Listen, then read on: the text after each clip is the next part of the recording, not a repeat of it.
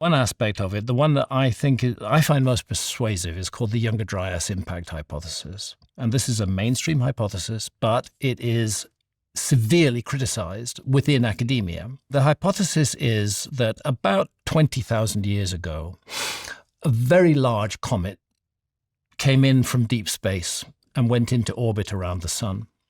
This would be a comet of the diameter of 100 kilometers, maybe 200.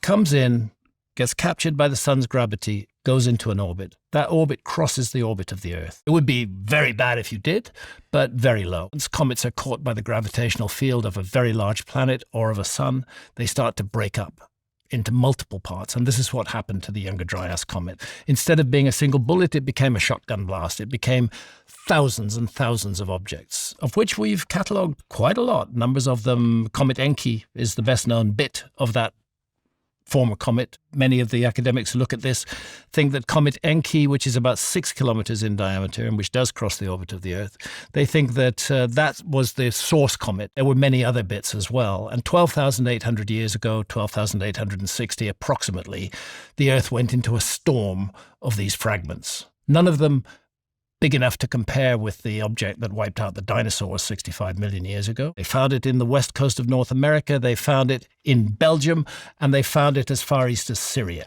So it's like the Earth turns and this stuff is just coming in. An airburst from an object that might be 100 meters in diameter is equivalent to a very substantial nuclear blast. So their argument is the Earth was hit by a comet storm. And this, they then argue, and I think they're right, explains what happened then. But then suddenly, 12,800 years ago, give or take 60 years, there's a huge interruption. The Earth, instead of warming, it suddenly goes back into a massive deep freeze. And this is the time when all the famous big animals of the Ice Age, the megafauna, are wiped out. The woolly mammoths, the mastodons, the giant sloths, these things like 14 feet tall, they're all wiped out in that window around about 12,800 years ago. And most important of all, there's a very mysterious sea level rise that occurs then. This you would not expect when the Earth is entering a cold phase. Normally when the Earth enters a cold phase, ice accumulates on the existing ice caps.